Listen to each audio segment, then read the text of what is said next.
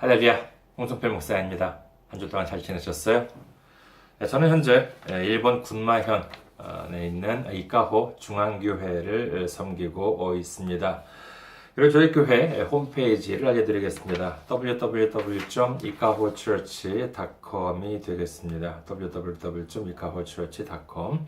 이 홈페이지로 들어오시면요, 저희 교회에 대한 안내 말씀과 그 다음에 주일 설교 말씀을 들으실 수가 있습니다.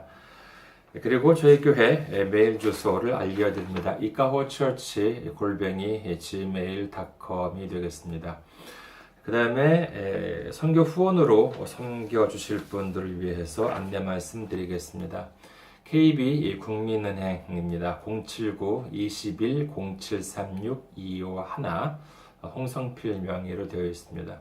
KB 국민은행 079-21-0736-251가 되겠습니다. 일본에 계신 분들을 위해서 알려드립니다. 군마은행이죠. 군마은행 지점번호 190, 계좌번호가 1992256이 되겠습니다. 군마은행 지점번호 190, 계좌번호가 1992256 혼손비르라는 명의로 되어 있습니다. 저희 교회는 아직까지 재정적으로 미자립 상태입니다.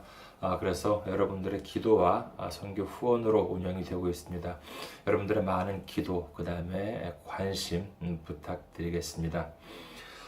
오늘 함께 나누실 말씀 보도록 하겠습니다. 오늘 함께 나누실 말씀 사도행전 3장 1절에서 10절까지의 말씀이 되겠습니다.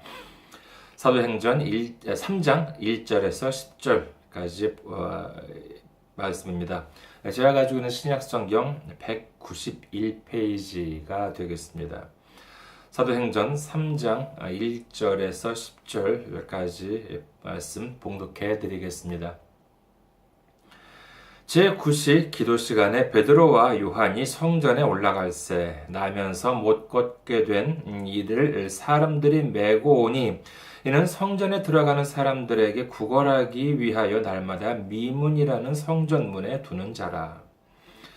그가 베드로와 요한이 성전에 들어가려 함을 보고 구걸하거늘 베드로가 요한과 더불어 주목하여 이르되 우리를 보라 하니 그가 그들에게서 무엇을 얻을까 하여 바라보거늘 베드로가 이르되 은과 금은 내게 없거니와 내게 있는 이것을 네게 주노니 나사렛 예수 그리스도의 이름으로 일어나 걸으라 하고 오른손을 잡아 일으키니 발과 발목이 곧 힘을 얻고 뛰어 서서 걸으며 그들과 함께 성전으로 들어가면서 걷기도 하고 뛰기도 하며 하나님을 찬송하니 모든 백성이 그 걷는 것과 하나님을 찬송함을 보고 그가 본래 성전 미문에 앉아 구걸하던 사람인 줄 알고 그에게 일어난 일로 인하여 심히 놀랍게 여기며 놀라니라. 아멘.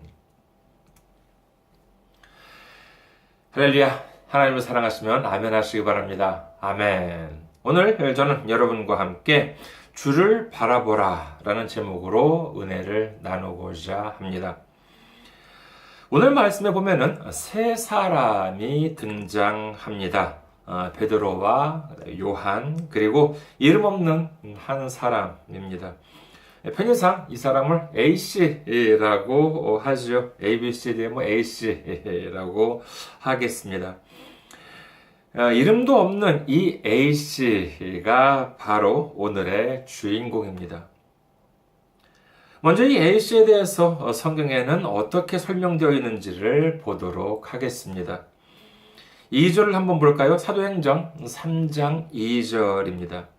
나하면서 못 걷게 된 이를 사람들이 메고 오니 이는 성전에 들어가는 사람들에게 구걸하기 위하여 날마다 미문이라는 성전문에 두는 자라.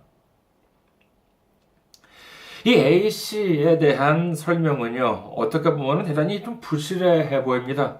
무엇보다도 이 사람 이름도 없습니다. 그저 나면서부터 다리에 장애가 있었다는 것이죠. 상황이 그랬으니 이 일을 할 수도 없었겠지요. 장애가 좀 가볍다면은 지팡이라도 짚고 이렇게 걸을 수도 있었겠지만은 이 A씨의 장애는 너무나도 심해서 아예 일어서지도 못했던 것 같습니다. 당시에는 무슨 뭐 사회복지제도 같은 것들이 제대로 갖추어져 있지 않았을 테니 이 사람을 불쌍하게 여겼던 주변 사람들이 그래, 뭐 국어라도 해야지 이렇게 해가지고 국어라도 할 수 있도록 사람들의 왕래가 많은 곳으로 이렇게 데려다 주었던 것입니다. 참 그래도 그나마 감사하다고 해야 되겠죠. 이 A씨의 이름은 안 나오지만은 나이는 나옵니다. 사도행전 4장 22절에 보면은요, 이 사람의 나이 40세가 넘었었다라고 적혀져 있습니다. 그러니까 태어나서부터 40이 넘도록 이 A씨는 한 번도 걸어보지도 못하고 어느 정도 뭐 나이가 되었을 때부터는 주변 사람들의 도움으로 그저 성전 문 앞에서 구걸을 하고 있었던 것이지요. 하루 이틀이 아니라 무려 40년이 넘도록 말입니다.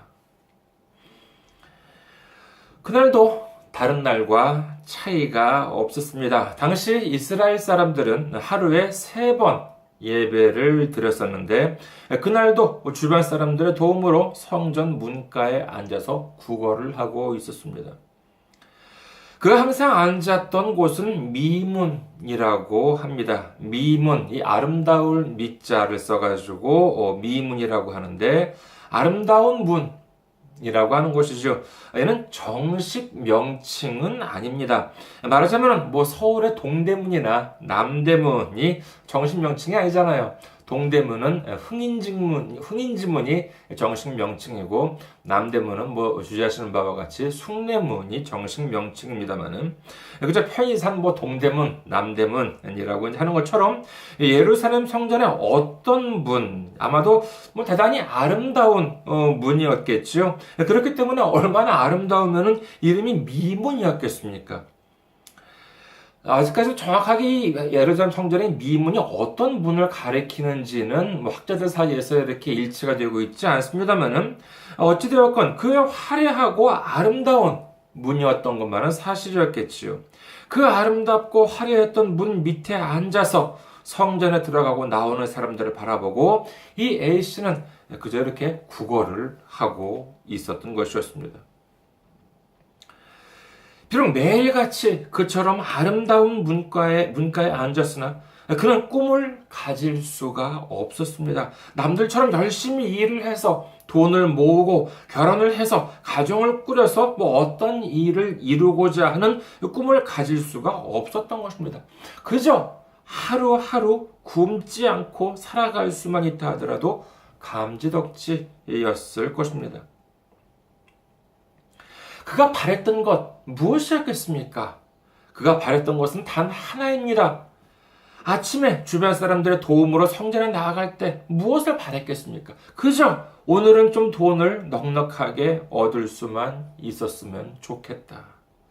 오직 그것 하나뿐이었습니다. 그 외에는 꿈도 없고 희망도 없고 계획도 없습니다. 그저 오늘도 한 푼, 두 푼 얻는 것만, 그것만을 생각했을 것입니다. 그가 앉아있는 자리는 아마도 정해져 있었겠지요. 벌써 수십 년을 그곳에 앉아 구걸하고 있었을 테니 말입니다. 그날도 항상 있어 왔던 자리에 앉았습니다. 이 사람, 저 사람, 지나가는 사람들을 보고는 돈을 달라고 부탁하는 것이었지요. 그런데 오늘 말씀 1절에 보면은 제9시라고 합니다. 얘는 유대식 시간인데 요즘 우리식으로는 오후 3시입니다. 당시 하루에 3번 예배를 드린다고 했는데 지금으로 한다 그러면은 오전 9시, 그 다음에 12시, 오후 3시가 됩니다. 그러니까 당시 유대식으로는 그것을 이제 지금과는 게 달라가지고 3시, 6시, 9시라고 해서 오전 9시가 3시가 되는 것이고요. 그 다음에 정오가 6시, 그 다음에 오후 3시, 지금의 오후 3시가 유대식으로 한다 그러면은 제9시였던 것이지요. 제9시, 그러니까 오후 3시, 이제 하루의 마지막 기도 시간이었습니다. 조금 있으면 이제 하루가 끝나가려는 그때, 이 A씨는 사람은 성전에 들어가는, 이 A씨라는 사람은 성전에 들어가려는 이 베드로와 요한한테도 구걸을 합니다. 한 푼 줍쇼, 한 푼 줍쇼 라고 했을지도 모르겠지요. 자, 이제 여기서부터 실제로는 대단히 짧은 시간일지 모르겠습니다만 우리는 좀 이 슬로우 모션, 느린 그림으로 하나하나 꼼꼼히 살펴볼까 합니다. 이 A씨가 베드로와 요한을 보고 한 푼 줍쇼 라고 구걸을 합니다. 그러자 베드로가 말을 합니다. 4절을 한번 볼까요? 사도행전 3장 4절입니다. 베드로가 요한과 더불어 주목하여 이르되 우리를 보라 하니. 이 말을 들었을 때 A씨는 무슨 생각을 했을까요? 아니, 뭘 주는 사람들은 그냥 뭐 아무 말 없이 돈을 이렇게 툭 던져주거나 아니면 그냥 지나가는 것이 보통인데 이 사람은 자기들을 보라고 이렇게 말을 해요. 그럼 이거 뭔가 좀 대단한 걸 주나? 라고 생각했을지도 모릅니다. 이 A씨는 어쩌면은 잔뜩 기대에 부풀었겠죠. 이는 제 상상이 아닙니다. 3장 5절을 한번 볼까요? 사도행전 3장 5절. 그가 그들에게서 무엇을 얻을까 하여 바라보거늘 이라고 되어 있습니다. 여기서 바라보았다라고 하는 말이 나옵니다만은 베드로와 요한을 본 것은 이게 처음이 아닙니다. 여기 5절만이 아니라 3절에서도 이 보았다라고 하는 말씀은 나옵니다. 다시 한번 볼까요? 3절 보겠습니다. 그가 베드로와 요한이 성전에 들어가려 함을 보고 구걸하거늘.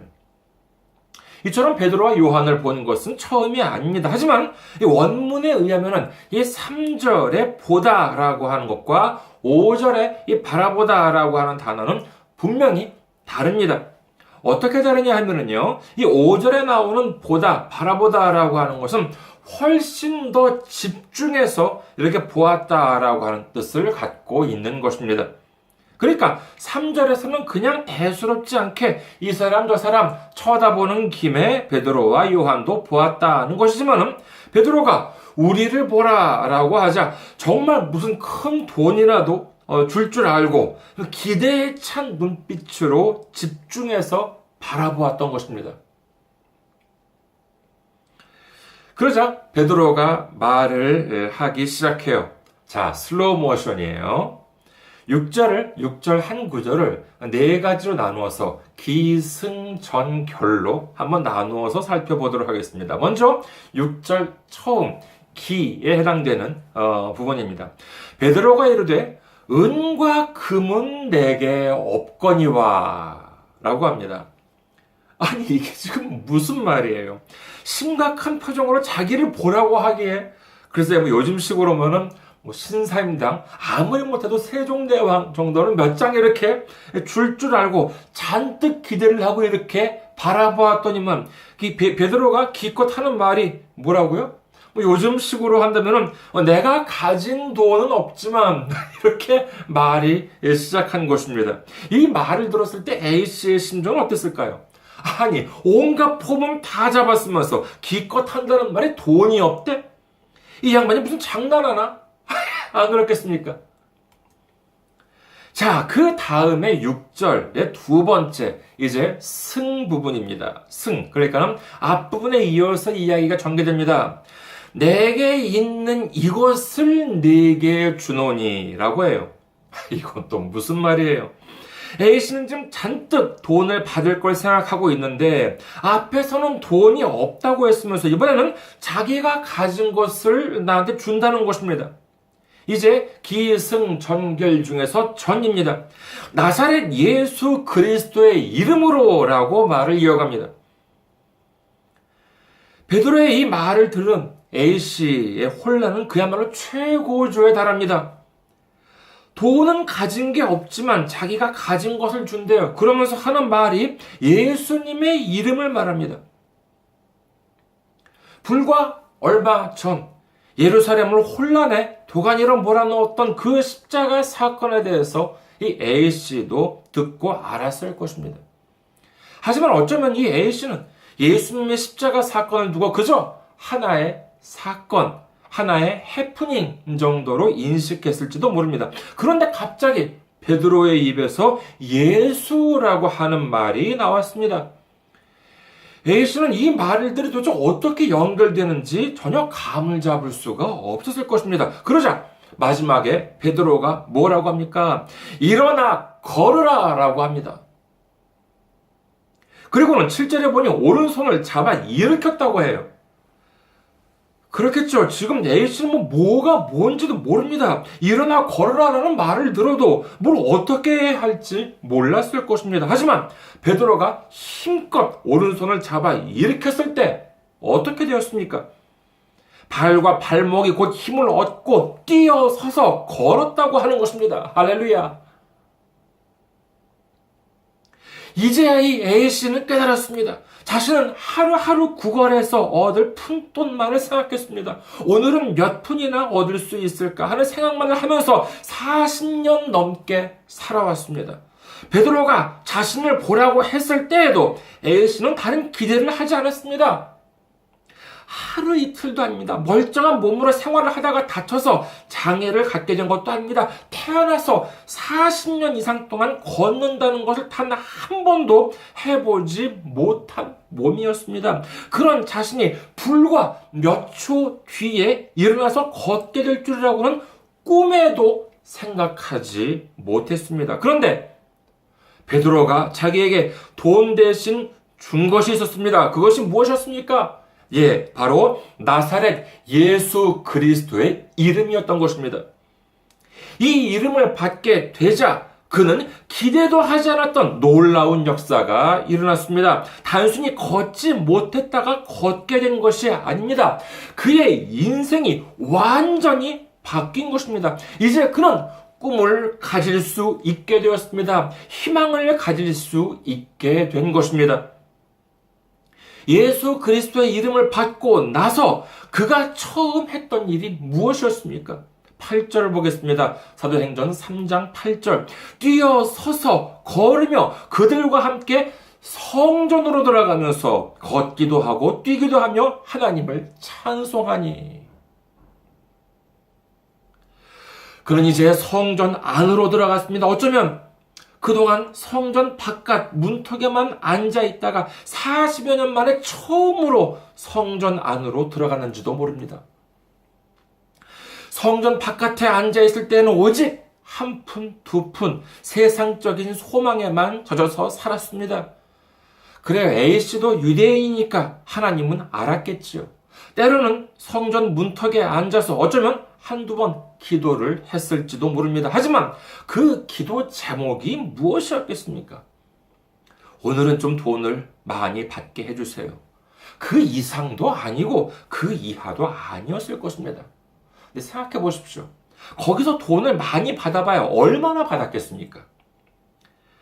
하지만 이 사람은 그 외에 어떤 희망이 있는지도 알지 못했습니다. 걷게 되리라고는 꿈에도 생각하지 못했던 것입니다. 그런데 이제 그가 돈 몇 푼 대신 예수 그리스도의 이름을 받았습니다. 그러자 두 발로 걷게 되었습니다. 태어나서부터 자신을 억누르고 있던 모든 굴레로부터 해방되었던 것입니다. 할렐루야. 그리고 그가 처음 한 일이 무엇이었냐 하면 바로 성전 안으로 들어가서 하나님을 찬송했던 것입니다. 얼마나 눈물이 났겠습니까? 얼마나 기쁨으로 충만했겠습니까? 그렇다면 이를 위해서 이 A씨가 했던 것은 무엇이었습니까? 그렇습니다. 바라보았을 뿐이었습니다. 그것도 집중을 해서 바라보았을 뿐이었습니다. 누가복음 16장 13절을 보겠습니다. 누가복음 16장 13절. 집 하인이 두 주인을 섬길 수 없나니 혹 이를 미워하고 저를 사랑하거나 혹 이를 중히 여기고 저를 경히 여길 것임이니라. 너희는 하나님과 재물을 겸하여 섬길 수 없느니라. 이 말씀은 재물이 중요하지 않다라고 하는 것이 아니라 여기서는 이 재물을 바로 이렇게 세상이라고 이해해야 합니다. 우리가 하나님도 믿으면서 이 믿음과 상반되는 세상적인 생각을 버리지 않는다. 이것을 같이 가지고 있다. 이것은 불가능하다는 것입니다. 즉 믿음과 상반되는 세상적인 생각을 가진 상태로는 그 상태 그대로는 하나님을 온전히 믿을 수가 없다는 말씀이라고 하겠습니다.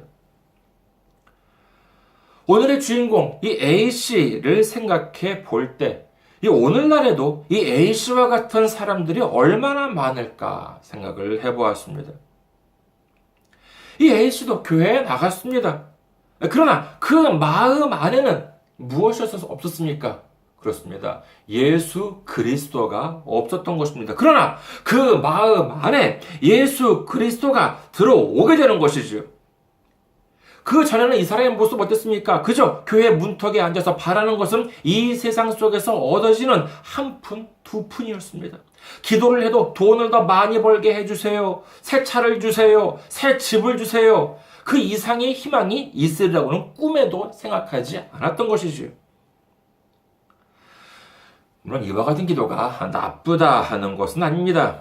이 세상에서도 경제적으로 어려운데 기도를 안 해요? 그건 이상한 자존심이지요. 주님께 구하는 것은 중요합니다. 돈이 없거나 건강이 안 좋다면 돈도 구해야 하고 건강도 구해야죠.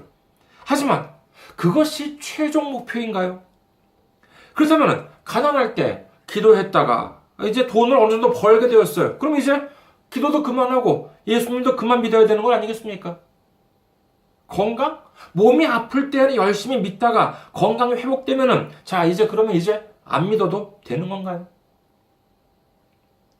이와 같은 믿음은 그야말로 성전에 안 들어가고 성전에 들어가지 않고 그 문턱에 앉아서 한 푼, 두 푼 달라고만 하고 있는 믿음과 전혀 다를 바가 없습니다.